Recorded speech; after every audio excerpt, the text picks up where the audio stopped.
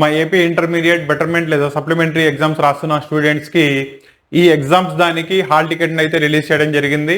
ఆ hall tickets యొక్క link వచ్చేటప్పటికల్లా BIEAP.com, that is దానిలో బోర్డ్ ఆఫ్ ఇంటర్మీడియట్ సైట్లోకి వెళ్తే మీకు డైరెక్ట్లీ IPASC 2026 దాని యొక్క హాల్ టికెట్స్ కనబడితే అక్కడి నుంచి డైరెక్ట్లీ డౌన్లోడ్ చేసుకోవచ్చు. దానికి సంబంధించిన లింక్ మీకు డిస్క్రిప్షన్లో ఇస్తాను, అక్కడి నుంచి మీరు డౌన్లోడ్ చేసుకోండి.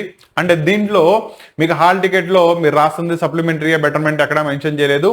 అండ్ హాల్ టికెట్లో నెంబర్ వచ్చేటప్పటికల్లా మీ ప్రీవియస్ హాల్ టికెట్ నెంబర్ అదే కంటిన్యూ అవుతుంది కాబట్టి దీన్ని ఒకసారి జాగ్రత్తగా చూసుకోండి. రెండోది, ఎవరెవరైతే సాంస్క్రిట్ దగ్గర నుంచి ఎగ్జామ్స్ రాస్తున్నారో 21st నుంచి మీకు ఎగ్జామ్ స్టార్ట్ అవుతాయి కాబట్టి before 1 day it self exam centre ఎక్కడ పడింది, దాని యొక్క ఎగ్జామ్ సెంటర్ యొక్క కోడ్, ఇవి జాగ్రత్తగా వెరిఫికేషన్ చేసుకోండి. రెండోది, హాల్ టికెట్స్ ఎలాగో రిలీజ్ అయిపోయినాయి కాబట్టి మీ లాస్ట్ ఫైనల్ ప్రిపరేషన్ ఏదైతే ఉందో దాన్ని as early as possible complete చేసేసుకోండి.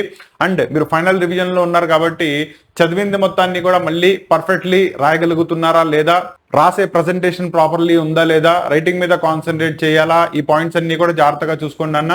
ఎందుకంటే ఆల్రెడీ ఒకసారి దెబ్బ తగిలింది, మార్కులు తక్కువ రావడమో ఫెయిల్ అవడం జరిగింది కాబట్టి మళ్ళీ అది రిపీట్ అవ్వకూడదు. అది అవ్వకూడదు అంటే నువ్వు ఏవేవైతే తప్పులు ఫస్ట్ టైం చేసావో వాటిని సెకండ్ టైం రిపీట్ చేయకూడదు. కాబట్టి ఏవేవైతే తప్పులు చేసావో అది నీకు బాగా తెలుస్తుంది కాబట్టి వాటిని as early as possible rectification చేసుకో. ఒక వైట్ పేపర్ తీసుకుని ఇంతకుముందు చేసిన మిస్టేక్స్ ఏంటి, ఈసారి వాటిని ఎలా కరెక్షన్ చేసుకుందాం అనుకుంటున్నావు ఇంటెన్షనల్లీ రాసుకో. అగైన్ ఒకటికి 2 సార్లు వాటిని రివైజ్ చేసుకో, లేకపోతే మళ్ళీ నువ్వు ఎగ్జామ్ లో అదే రిపీట్ చేసే ఛాన్స్ ఉంటుంది. ఓకేనా? సో మీ రివిజన్ ని as early as possible complete చేసుకోండి and get ready for the betterment exams. All the best.